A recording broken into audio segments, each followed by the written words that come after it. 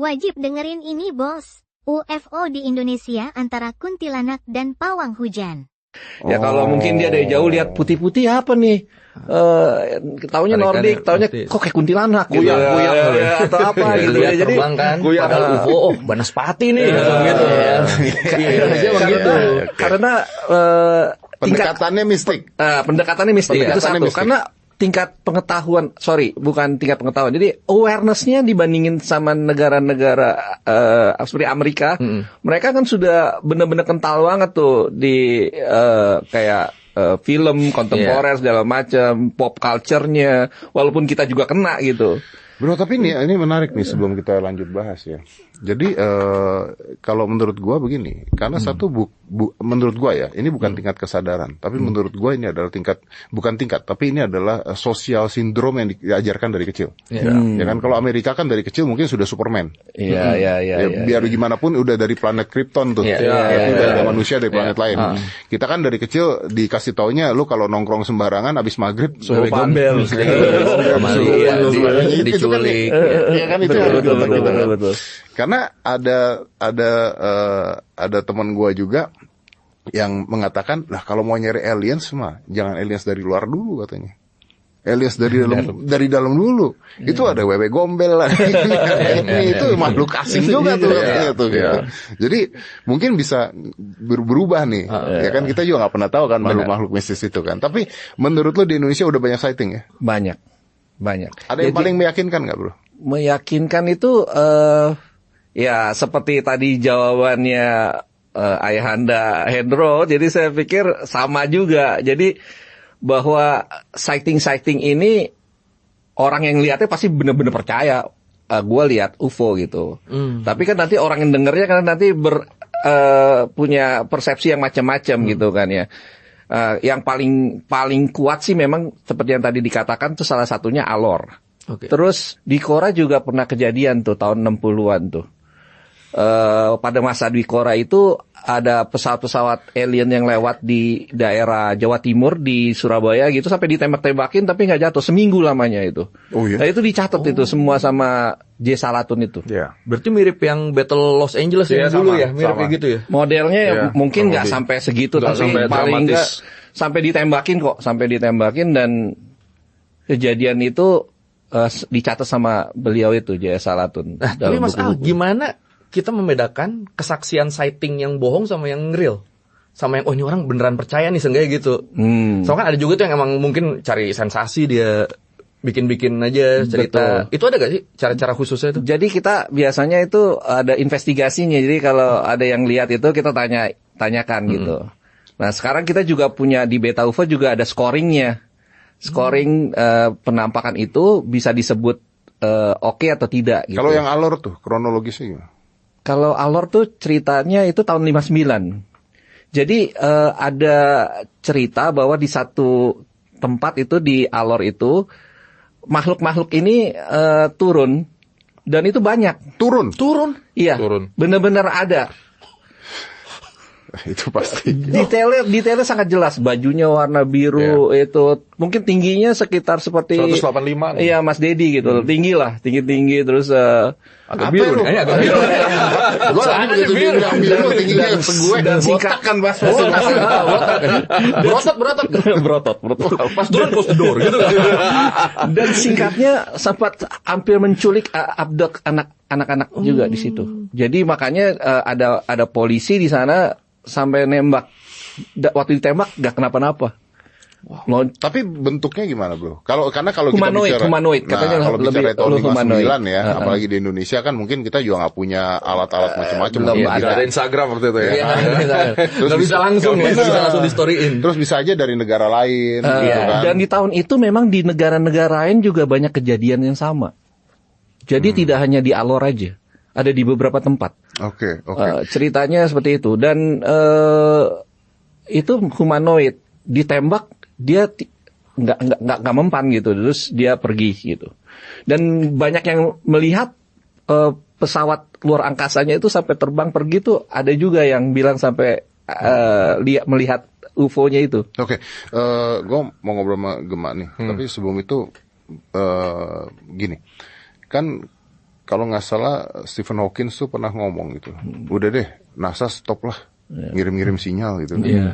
Karena kalau kita tuh udah enak katanya, kalaupun ada kita tuh udah enak, nggak kelihatan gitu. Betul.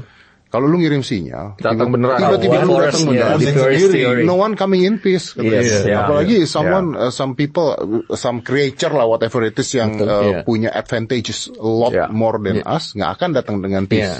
Ada juga teori yang mengatakan mereka ngeliat kita kayak semut kali, nggak peduli juga gitu kan.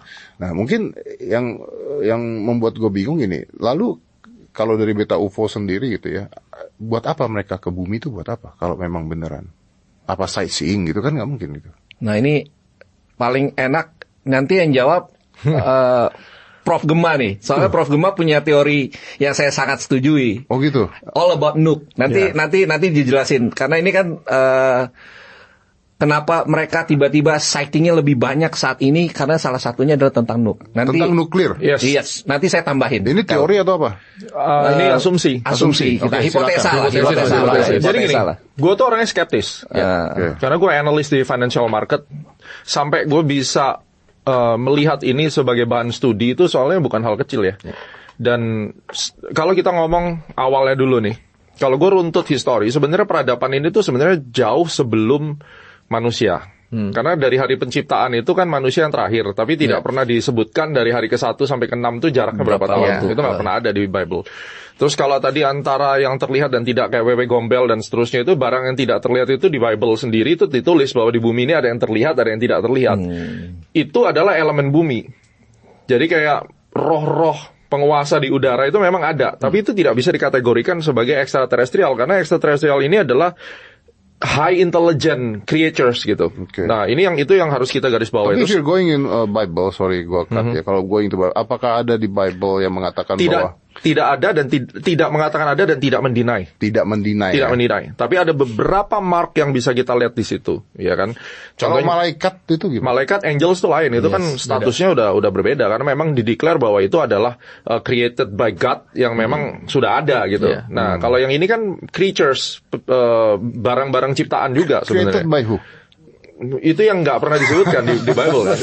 Nah, jadi kalau kita benar. Iya. Dan itu juga ditanyakan created by who? Ada limitasi kalau di Bible, Ulangan 29 ayat 29, apa yang tersembunyi bagi Allah biarlah tetap tersembunyi. Itu satu limitasi sebenarnya kan. Nah, sekarang kalau kita perhatikan awalnya kita melihat kejadian Roswell dulu, itu tahun 47. Tapi sebelum Roswell itu ada apa? Itu adalah perilaku daripada manusia yang dimulai dari Oppenheimer, menciptakan bom atom yang pertama kali ngancurin Jepang pada saat itu. 2 tahun kemudian jatuh di Roswell barangnya. Nah, kenapa bisa jatuh? Itu yang kita pertanyakan, apakah memang crash atau apa kan? Dan akhirnya gue iseng, gue tuh ke Roswell, bener-bener gue sampein. Gue bawa pesawat gue ke situ. Gue delivery pesawat, sengaja gue pilih ke Roswell. Kan pingin tahu dong. Satu kota itu memang temanya alien. Hotelnya alien, restoran alien, dan aku interview lebih dari 20 orang di situ. Mereka bilang, kakek saya memang bener ngeliat, jadi pesawat itu lewat berasap tahun 47 itu, tapi jatuhnya bukan di Roswell, agak ke sana lagi sekitar 60 miles, dia bilang begitu.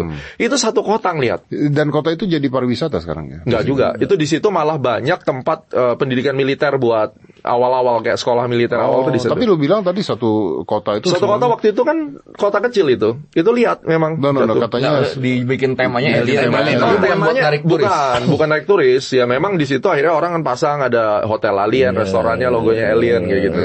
Boleh mampir ke New Mexico di Roswell. Itu sang curiosity gua gitu ya. Nah, akhirnya asumsi gua, wah ini mendekati nih. Jadi 2 tahun seperti itu. Terus setiap kali muncul sighting, makanya kenapa orang bilang kenapa banyak di Amerika gitu. Sebenarnya nggak cuma di Amerika, di China itu juga ada. Di Irak itu juga ada, di daerah-daerah yang memang disinyalir di situ ada nuklir. Nah, tujuannya apa? Menurut analisis yang gue simpulkan dari beberapa data, dari komentari, justru mereka ini tidak pingin terjadinya another Hiroshima Nagasaki. Urusannya sama mereka apa?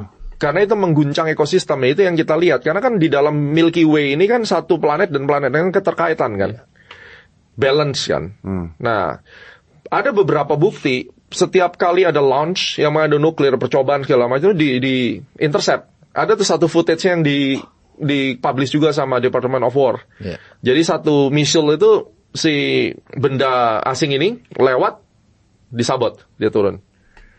Nah, itu yang menarik. Jadi asumsinya yang ada sekarang, they're not attacking us, dia protecting atau mencegah jangan sampai manusia ini kelewat batas. Karena pada dasarnya yang dilakukan oleh manusia itu udah ngerusak. Bumi kita sendiri dirusak, itu kita udah tahu gitu ya. Yang paling menarik adalah Atlas. Yang sekarang lagi lewat itu, yang dikatakan asteroid. Yeah. Tapi tidak akan mungkin secara fisika manapun asteroid itu memiliki random movement, itu nggak ada.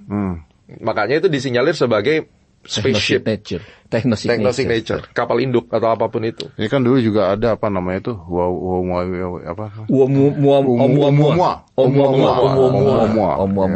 Tapi Oumuamua itu kalau skala itunya masih nggak tinggi. Kalau skala loopnya, kalau Tri-Eye Atlas kan di atas 4, dia taruhnya di atas 4, artinya udah ada techno signatures-nya, ada anomalinya. Banyak 12 anomali kalau menurut aku. Tapi teorinya banyak juga kan yang mengatakan ini mungkin dorongan dari mana. Ya, tapi berdasarkan penelitian juga dari Avi Loeb, dan dia kan ahli mathematician juga, dia memberikan bukti-bukti hipotesis dalam bentuk matematika juga bahwa seperti dia punya garis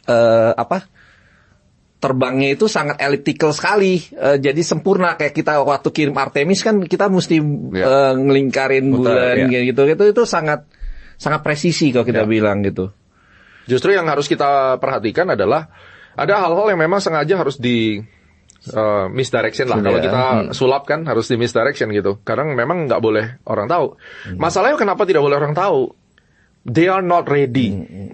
Karena ada guncangan ontologi shock yang nanti dia mau cerita itu yang berbahaya sebenarnya. Bukan masalah ada barangnya atau tidak. Tapi dibuka tuh sama Amerika. Iya, nah ini itu. Kenapa dibuka? Nah itu yang menjadi pertanyaan. Ada orang bilang tentang Epstein dan seterusnya. But I believe this is the time untuk disclosure ini gitu. Nah, alasannya apa? Ini yang kita nggak tahu. Tapi kalau tiba-tiba dia buka dan masukannya di Department of War misalnya, terus tahun 2019 itu Amerika sudah mulai bikin Space Force, yang mana gue ngelihat waktu gue lagi mancing di Cape Canaveral, tiba-tiba makan siang ada kumpulan tentara-tentara di situ. Gue lihat nih kok batch-nya beda gitu kan. Gue lihat Space Force apa nih? Aku cek dari situ, aku baru sadar China 2020. Nah, kenapa bukanya setelah COVID gitu?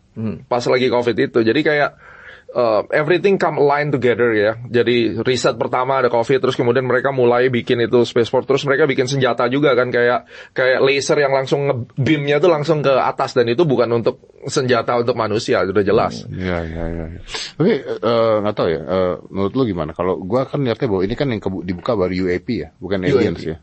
Bukan aliens. bukan alien. Dan kalau kita bicaranya aliens ini kan selama ini bentukannya humanoid ya. Manusia bentuk. Dan biasa kalau bentuk apa ya? Bentuk umumnya itu kita tahu lah, yang mata gede, yang gitu. Nah, itu tuh penggambaran awalnya tuh dari mana? Nah, maksud gue begini, maksud gue apakah aliens itu bentuknya kayak begitu juga? Karena itu manusia banget nggak sih? Yes. Iya, itu manusia kan, banget. Iya kan, itu kan cuman kayak seorang berpikir terbatas ilmunya ya makhluk planet kayak gitu kan. Kan bisa aja makhluk planet itu bentukannya uap gitu. Iya. Jadi atau cair atau jelly itu kan bisa kan? Ya, kalau boleh saya jawab itu ada satu whistleblower namanya Hal Puthoff. Hal Puthoff itu menemukan, dia bilang bahwa ketika dalam beberapa tahun dari legacy program itu program UFO yang dari tahun 47 sampai yang modern gitu. Artinya di situ ada Majestic 12, ada yang namanya Project Blue Book, Hayek gitu. Nah, ada waktu jatuh itu ada empat ras alien yang dievakuasi. Empat jenis berarti ya. Grey, Reptilian, Mantis, baru yang humanoid, Nordic. Itu yang beliau katakan baru-baru ini. Dia salah satu whistleblower yang bisa dipercayalah, yang sudah ada dia bagian dari CIA kalau nggak salah. Salah satu ilmuwan yang mempelajari ini semua gitu. Tapi bentuknya kan masih mendekati kita ya. Satu yang mendekati, yang Nordic aja. Nordic tuh yang Mantis kan juga dong. insek kan? Iya, bentuknya maksudnya kan insek, masih mendekati makhluk-makhluk bumi gitu maksudnya kan. Oh iya. Kalau ya serangga lah. Serangga gitu. Ya. Maksud gua pertanyaannya apa nggak ada yang misalnya benar-benar kayak api gitu. Iya, maksudnya kan kita nggak tahu ya elemen yang membuat mereka di luar yang bisa kita bayangkan kan. Kan katanya juga kita punya ubur-ubur tuh juga aliens kan. Betul. Gurita. Nggak bisa mati kan mereka tuh. Jadi Anna Paulina salah satu congresswoman-nya Amerika yang ada di dalam disclosure Pentagon ini yang di Kongres itu pernah mengatakan ada salah satu yang modelnya adalah interdimensional. Jadi bentuknya itu ya cahaya gitu. Nah, itu. Jadi kalau Mas Didi mau tahu kan alien apa UFO itu dibagi 4 kategori yang saya selalu tahu selama ini. Ekstraterestrial ya dari luar. Ultraterestrial yang interdimensional atau yang first atau kita bilang kalau kita lihat sebenarnya kalau kita lihat kunti itu kuntilanak apa itu makhluk itu sebenarnya kategorinya itu adalah ultra. Lalu yang ketiga itu terestrial dari bumi.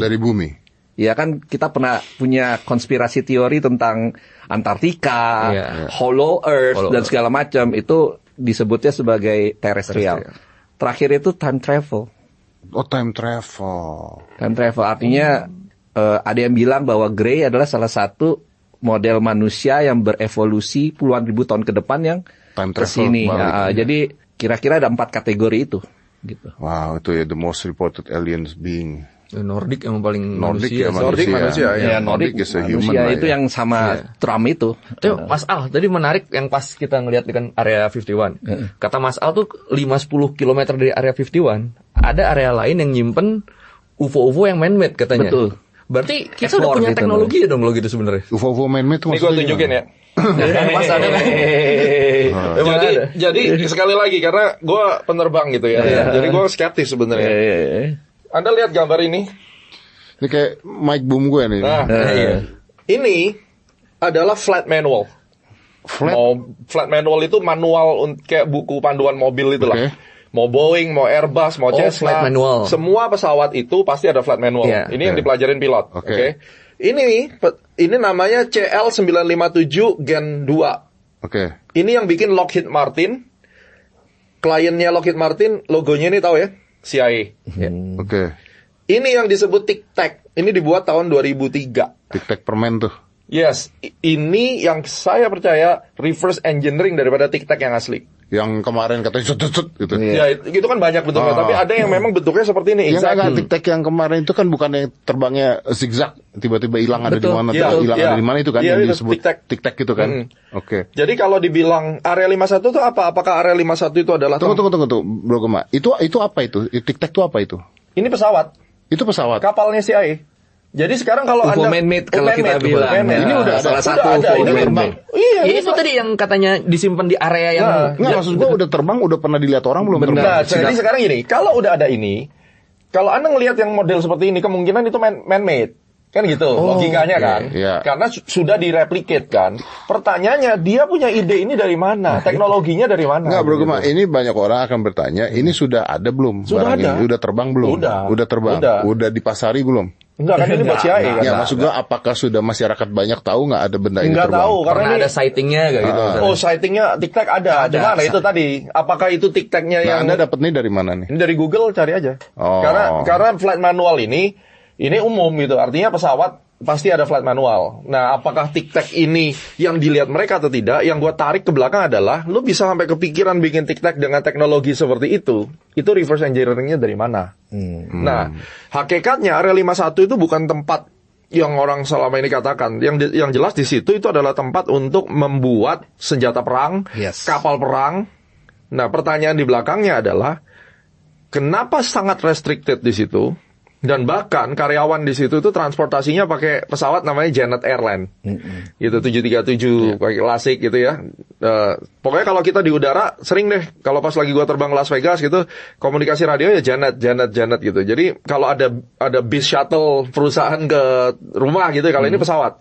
Jadi mereka punya bandara sendiri gitu dan itu sangat classified di situ. Nah, yang kita lihat adalah teknologi ini dibuat berdasarkan exchange atau ngambil, beda nih.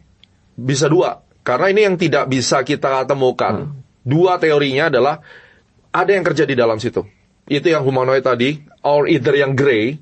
Nah itu lu mungkin bisa explore. Itu yang saya benar-benar mendengar dari Air Force. Kerja di dalam. Kenapa dia kerja buat Amerika? Nah, Roswell. Kejadiannya tuh semua tuh bermula dari Roswell sebenarnya, tahun 47 itu. Ya, ini seru sih kalau ngomong reverse engineering, karena yang kita sudah tahu sampai saat ini sudah ada selusin UFO man-made. Yang dibuat oleh Amerika. Bentuknya seperti itu semua? Macam-macam. Yang waktu ke Indonesia tahun 2009 itu bentuknya segitiga. Man-made itu ya? Man-made. Itu kesaksian dari seorang whistleblower bernama Michael Herrera. Itu very famous. Udah beberapa dokumenter juga ada gitu. Michael Herrera ada di Padang, Sumatera Barat waktu itu, waktu kejadian 2009 waktu habis gempa bumi. Amerika coba bantu, dan di situ salah satu UFO man-made-nya itu ada di situ untuk bawa logistik. Nah, itu yang kalau nanti Mas Dedi mau lihat, namanya Michael Herrera namanya. Di Netflix ada tuh. Ya, di Netflix ada, itu Alien Investigation Oke. Bro, assume teorinya benar ya. At the end of the day, kalau teori ini benar, kita agak keluar menyimpang dari aliensnya dulu, tapi kita bicaranya reverse engineering ya. Kalau ini benar terjadi, ending-endingnya adalah adu canggih antar negara dong. Betul. Makanya itu ada hubungan dengan first landing di moon itu. Jadi gue percaya bahwa first time yang Neil Armstrong itu mereka nggak landing. That's what I believe.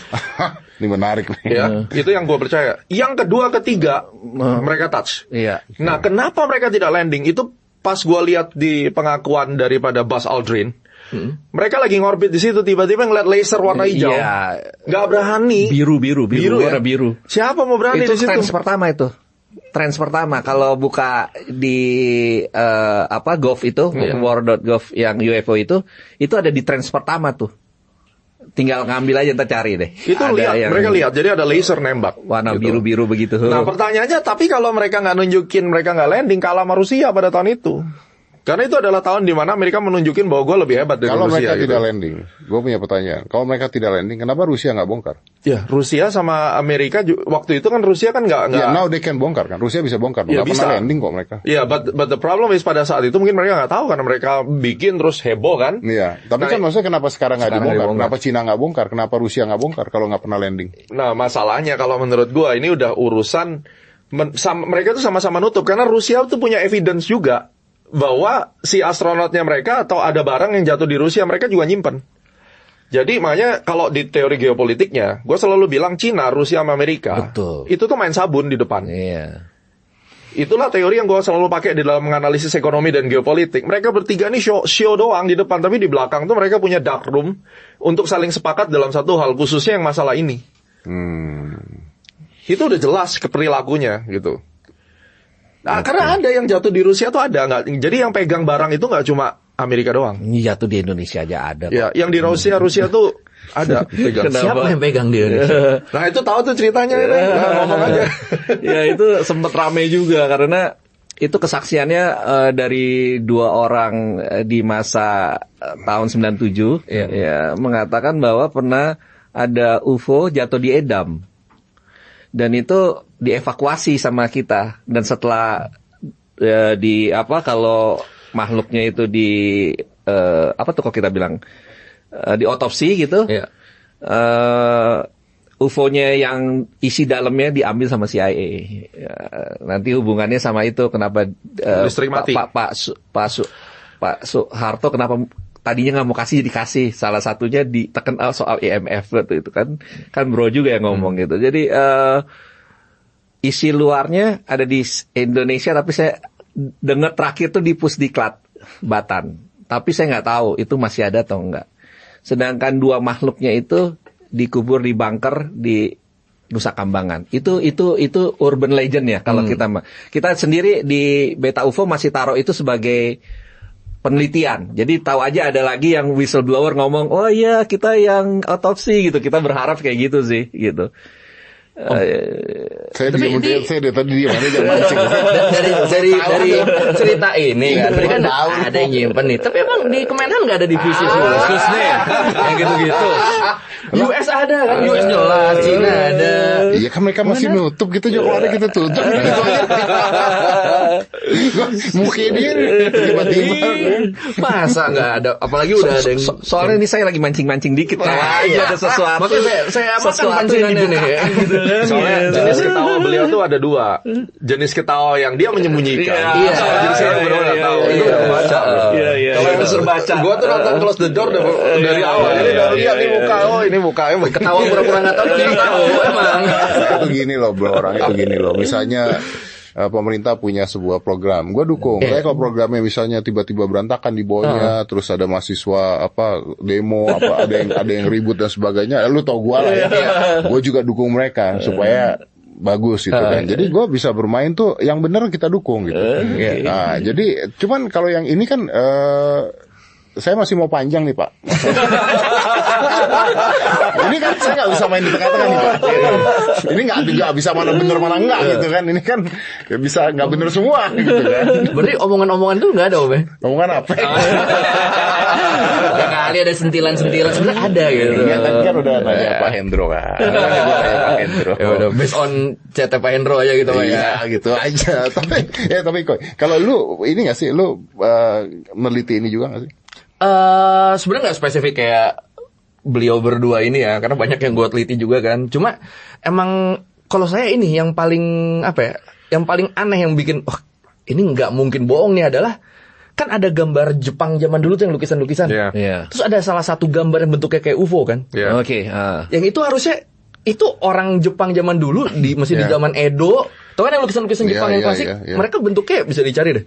Itu bentuknya benar-benar UFO kayak sekarang. Tapi itu bukan di Mesir juga ada ya yang kayak masuk. Sama yang lukisan abad ke-13 juga itu ada. dari abad 14, 17. Ada. Enggak gini Om, kalau Jepang mereka kan lagi isolasi diri. Iya. Gimana mereka bikin gambar gitu?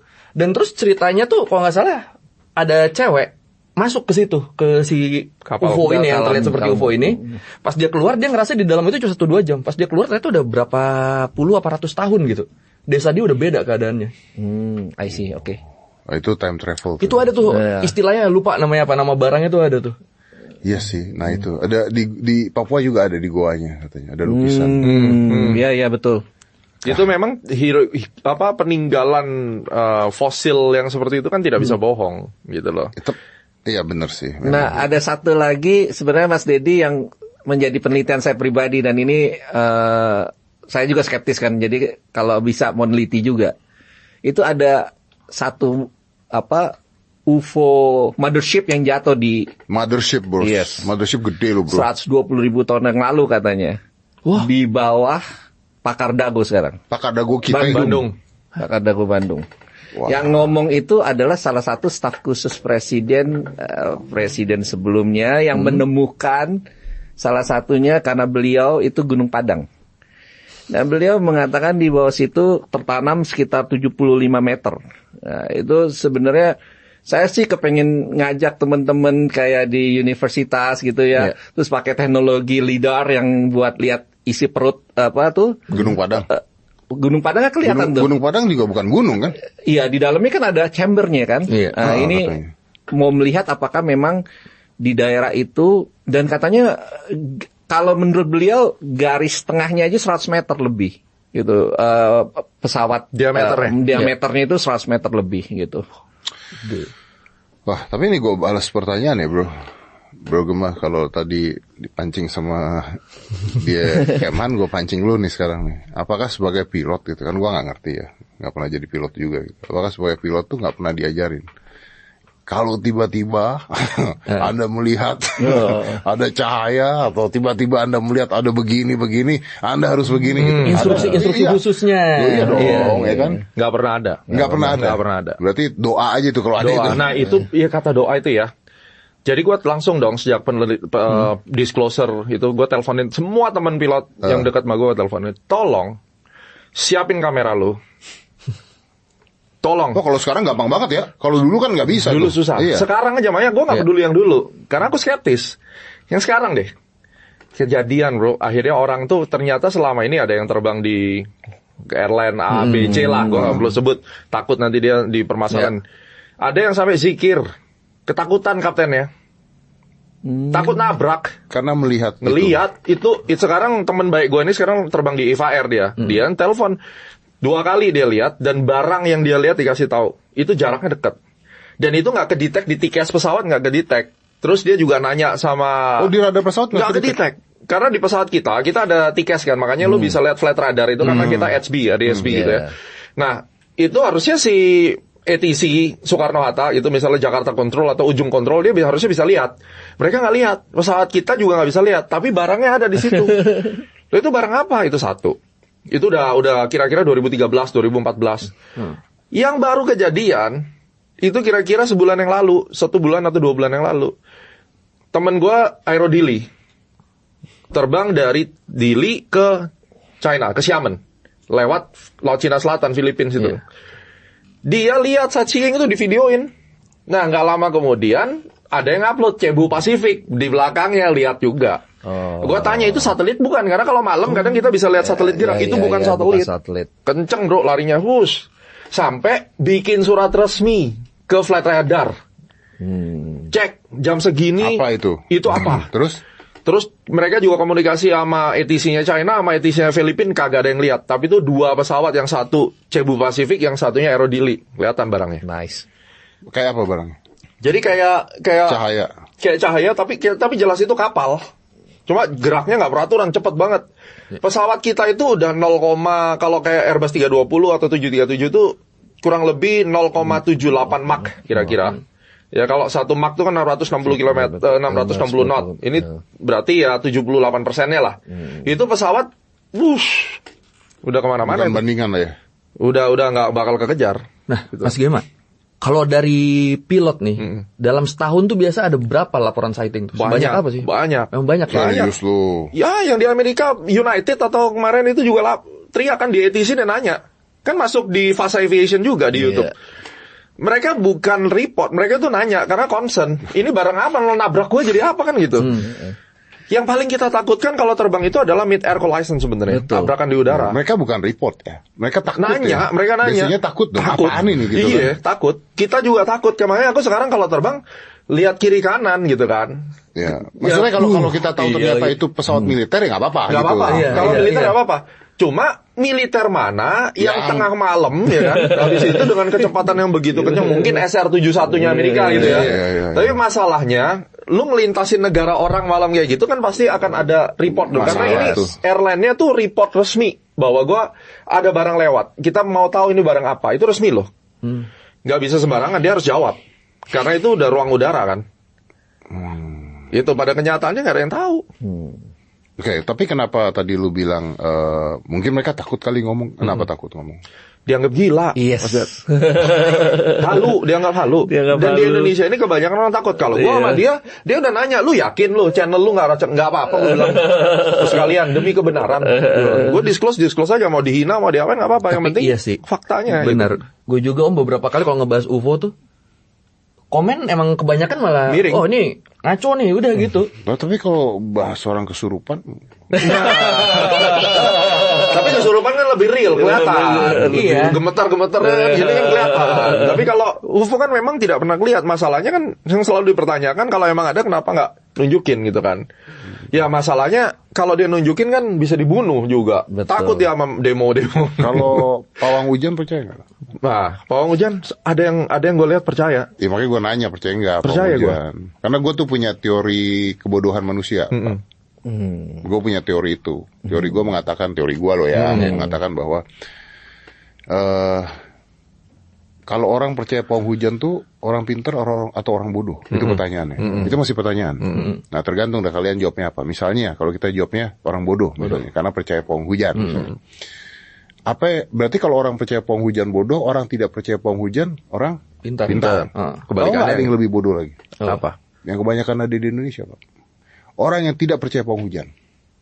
Tapi kalau lagi acara dipakai pemuja. Masuk. Ya, masuk. Kadang-kadang kita gitu kan. Masuk. Bohong nih, bohong. Bikin acara ada budgetnya. Bikin acara. Teori itu terbukti. Boleh jadi prof lagi. Daripada pakai aja lah gitu. Gue gak nyangka loh, bawanya ke sana dia. Iya bener sih. Iya kan bener dong. Oke, berarti nah lu sendiri sebagai pilot pernah nggak ngeliat nggak? Gue belum kesempatan lihat itu, Pingin. tapi pas gue lagi mancing ikan di ujung kulon. Oh iya, pernah lapor ke kita juga Nah, tuh. memang di situ ada bintang timur yang menurut si nelayan itu memang itu bintang timur. Lu Tapi nggak videoin. videoin gue lapor ke dia. Tapi pada saat itu yang gue lihat itu ada 2 titik, bukan cuma 1 titik.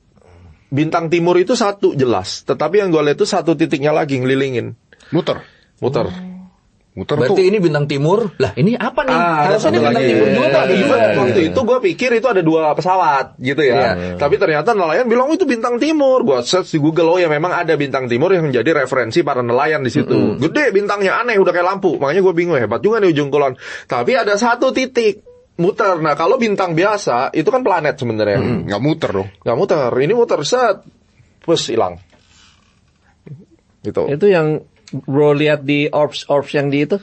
Yang di Amerika, Amerika Ya, itu kan juga. Di Amerika tuh yang pas Desember 2024, yang itu yang rame tuh, yang bentuknya seperti Orbs. Opanim. Ofanim. Wheel within the wheel itu yang dilihat SQL.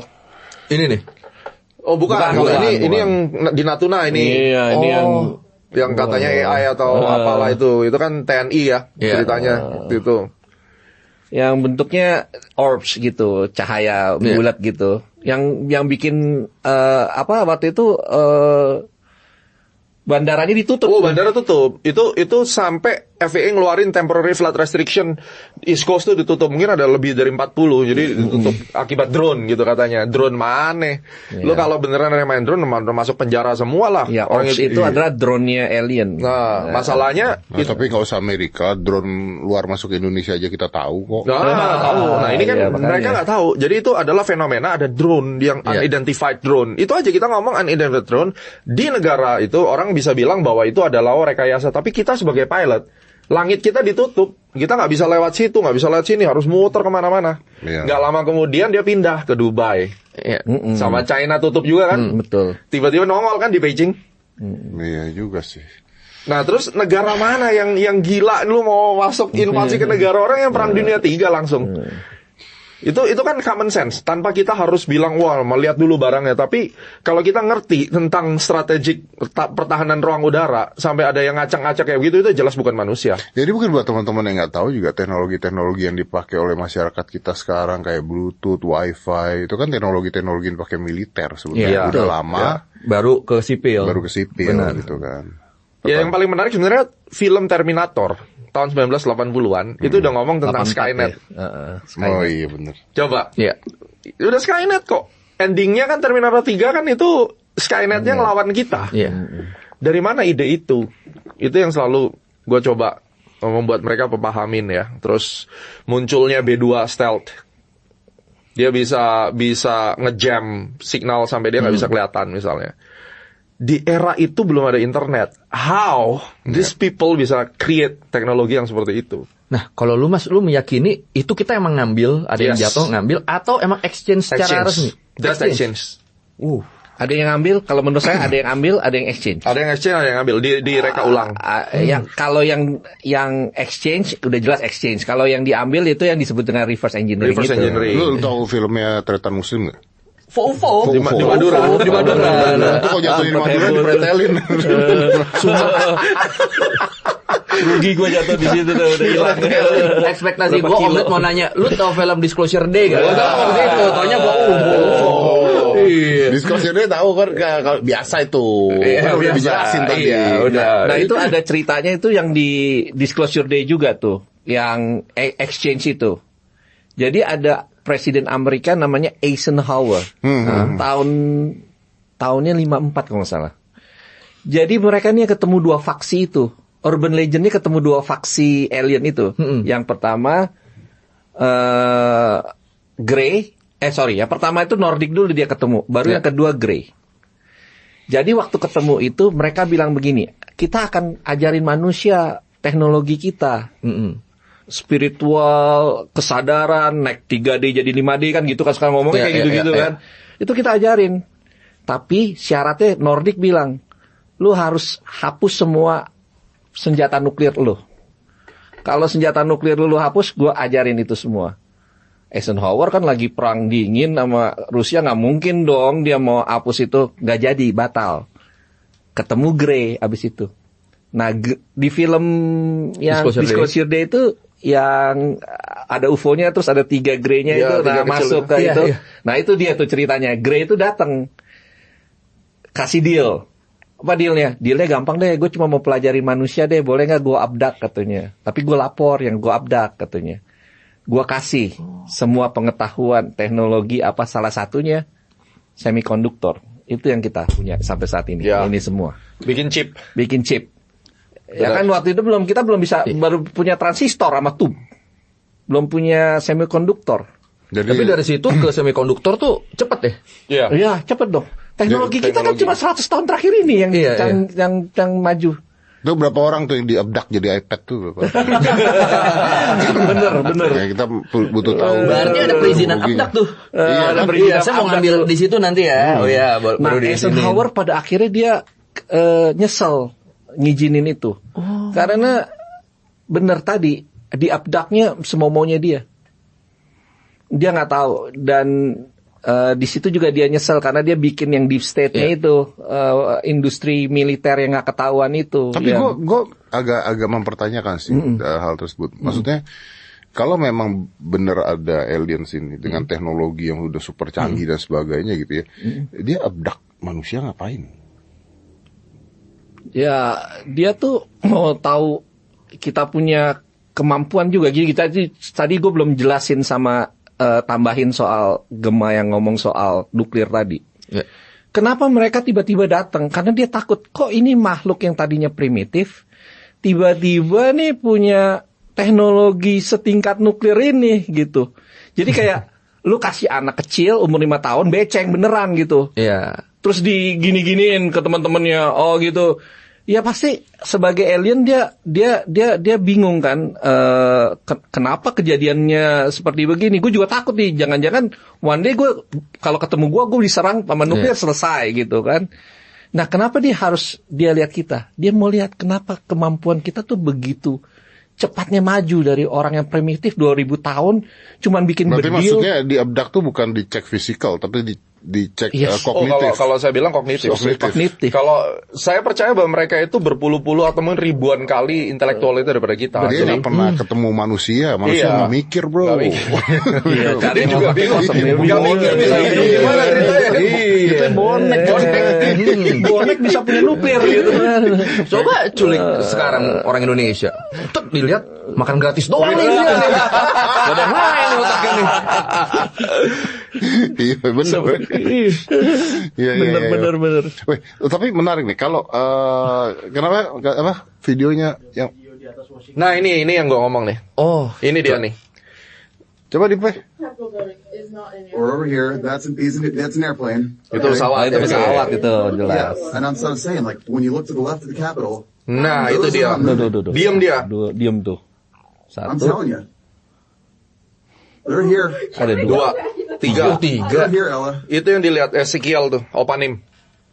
Udah Opanim ya. Itu yang gue bilang. Temporary flight restriction langsung keluar. Iya. Wah gila banyak banget. Kita sampai bingung gue mau terbang waktu itu. Lihat mana nih? Kenapa nih? Kita telepon FAA. Drone. How? Aku bilang gitu. How? That's a prohibited area. Kita kalau mau lewat prohibited area itu 60 miles. Kita harus minggir. Dan kita kalau mau masuk 60 miles harus ada ujiannya. Lah itu nongkrong 3 biji di situ. Apa nggak langsung di penjara ya? Dibunuh lah. Tembak langsung. Kok nggak ditembak? Ya dan sebenarnya kalau drone bukannya kita punya juga teknologi buat ngacauin drone sinyal drone. Harusnya kan di jam atau apa. Itu nongkrong 3 di situ kalau barang manusia udah di intercept sama apa itu Capitol Hill loh. Iya. Dan tahun 53 atau 55 tuh. Coba deh, nanti ada yang terkenal banget tuh. Di Capitol Hill atasnya ada gambar UFO-nya itu. Tapi bro, itu kan videonya sampai di situ doang tuh. Itu endingnya apakah mereka ngilang? Apakah mereka hilang? Pergi sendiri berarti. Ngilang dengan cepat gitu? Itu ada banyak, nggak cuma dia. Itu salah satu. Karena ada yang nge-zoom. Nah, di zoom itulah kelihatan muter. Nah, itu sama seperti yang dilihat Ezekiel itu. Saya gabung Beta UFO gara-gara ini. Ezekiel UFO namanya. Nah, tapi Mas Al, Ya. masuk ke abdak tadi, saya masih penasaran. Di Indonesia kan ada nih orang-orang yang merasa Di Indonesia ada banyak yang bisa lu abdak gitu maksudnya.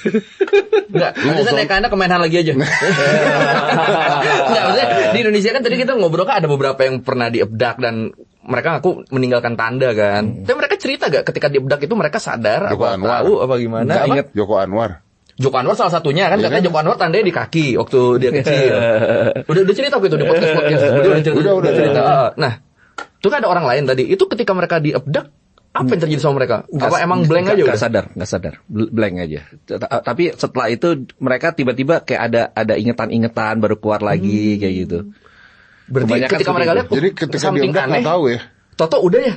Iya. Mereka sadar gitu, tiba-tiba ada tanda aja ya. Betul, ada tanda yang ditinggalin lah rata-rata. Kalau nggak di kepala, di sini, atau mungkin ada yang di kaki, ada di mana, itu tergantung waktu diabdak itu gimana. Ada ini nggak? Ada orang ngomong setelah diabdak jadi gimana gitu? Rata-rata sih, kalau saya lihat sih banyak yang diabdak tuh lebih cerdas ya, lebih pintar, lebih jenius malah. Jangan-jangan kita ya.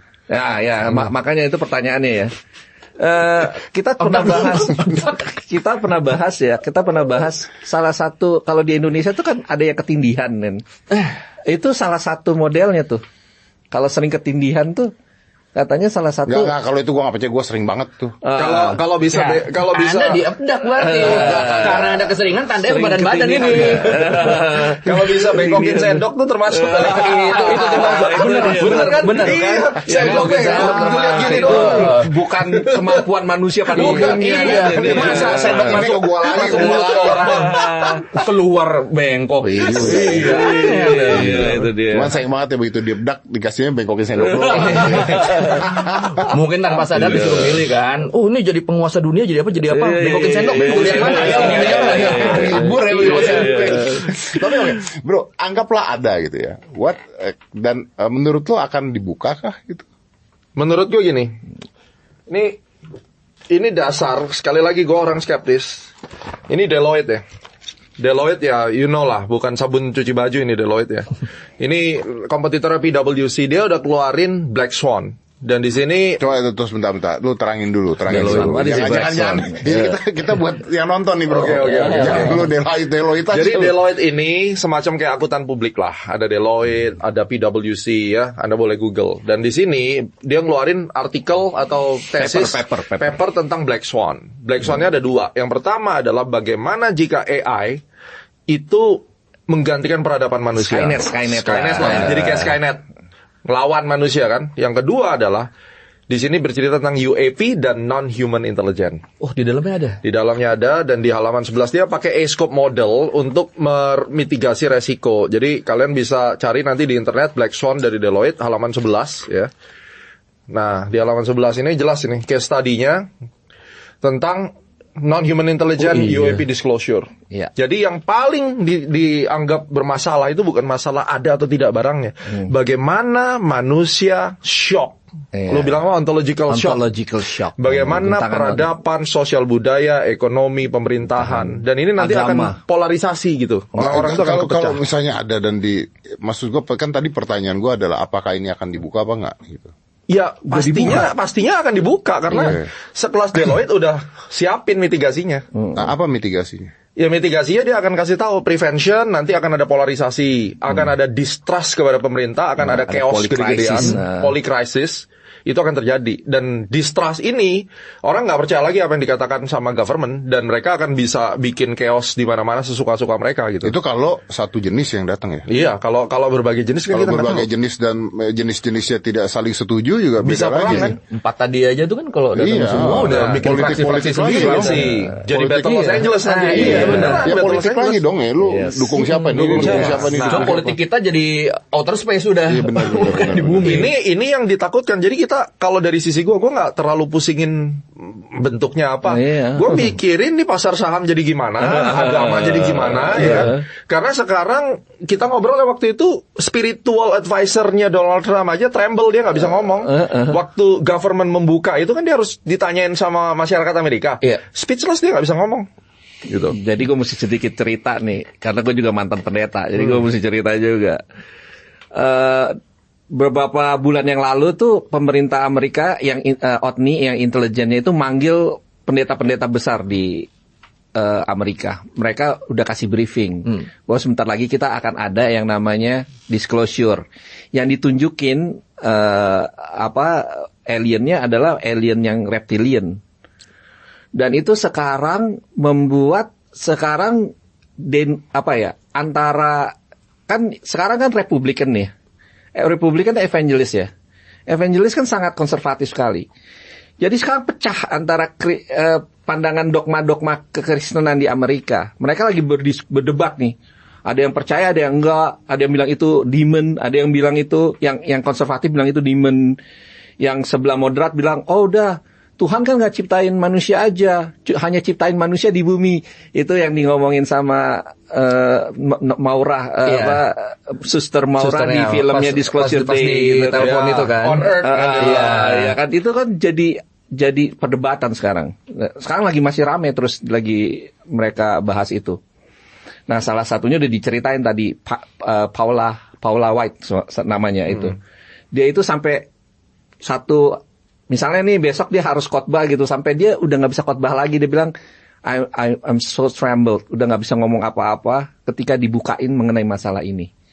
Nah jelas di film Disclosure Day itu kan menunjukkan ontological shock, di mana semua manusia tiba-tiba diem nggak bisa ngomong apa-apa melihat adanya NHI ini, non-human intelligence ini gitu. Itu sebenarnya yang sudah terjadi. Itu yang kita nggak siap. Aku jadi punya teori gini, jangan AI dibuat untuk menghadapi itu. Betul. Yes. Iya nggak sih? Yes. Saya setuju. That's it. Ya. Kenapa? Karena 2-3 tahun ini perkembangannya sangat pesat sekali. Karena kita nggak akan sanggup ngelawan mereka. AI lah yang dan sampai bantu kita. Yang lucunya Fable diblok barusan kan? Fable diblok. Diblok. Amerika ngeblok.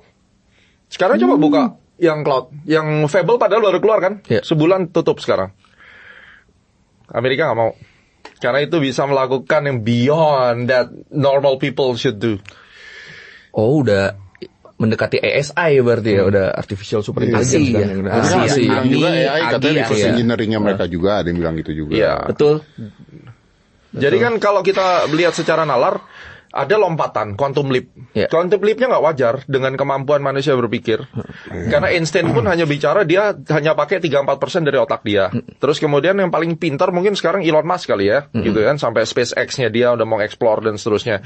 Dan itu satu hal yang kita tahu bahwa sejago-jagonya manusia itu nggak akan bisa sampai quantum leap segitu jauh gitu. Terus berikutnya adalah, yalah misalnya itu ada, terus apa preparation kita nih apa sekarang? Kalau sampai benar-benar kita kan flip coin nih, bisa iya bisa enggak. Tapi kalau iya, terus kita udah siap nggak gitu? Coba tanya, buka AI apa? Apa? ChatGPT kayak Gemini kayak apa? Mau apa? Tanya Laut, aja. Ya boleh apa ya? Kalau alien datang ke bumi, kita harus ngapain gitu? Kan siapa tahu kan? Dia pasti akan dijawab, pasti akan jawab sama dia, bener. Dan dia akan kasih pandangan. Wah, ini testing. Gua belum pernah tes. Kalau besok tiba-tiba ada alien datang ke bumi, hal pertama yang harus kita lakukan justru bukan nyerang, tapi memastikan dulu mereka itu datang sebagai apa. Ada beberapa skenario. Kalau mereka muncul di orbit atau mendarat tanpa agresi, yang harus dilakukan, pemerintah dan ilmuwan mengambil alih komunikasi. Hindari warga sipil mendekati lokasi. Betul. Jangan langsung menganggap mereka musuh atau dewa. Coba pahami niat mereka. Mau observasi, diplomasi, atau sekedar eksplorasi. Kita mau nanya, maksudnya hilang kita. Gimana nanyanya? Nah, ya, pakai AI nanya biar AI yang nanya. Yang di jalan robot dulu. Yang datang robot dulu, jangan langsung kita. Makanya Mas negosiasinya AI lah ya. Negosiasinya iya. Kita tuh harus punya protokol juga sekarang di Indonesia untuk hal ini. Karena jangan sampai, wih, ada UFO nih, terus pada kumpul jual apa? Ada kumpul kentongan di situ, ke orang-orang kumpul ngeliatin. Kebakar kena radiasi semua tuh mereka semua tuh. Jangan perlakukan UFO jatuh kayak paus. Dari kuntilanak sampai pawang hujan. Fenomena tak terjelaskan di Indonesia seringkali punya interpretasi unik. Apa pendapatmu? UFO Indonesia, kuntilanak, pawang hujan, mitos lokal, teori konspirasi lucu.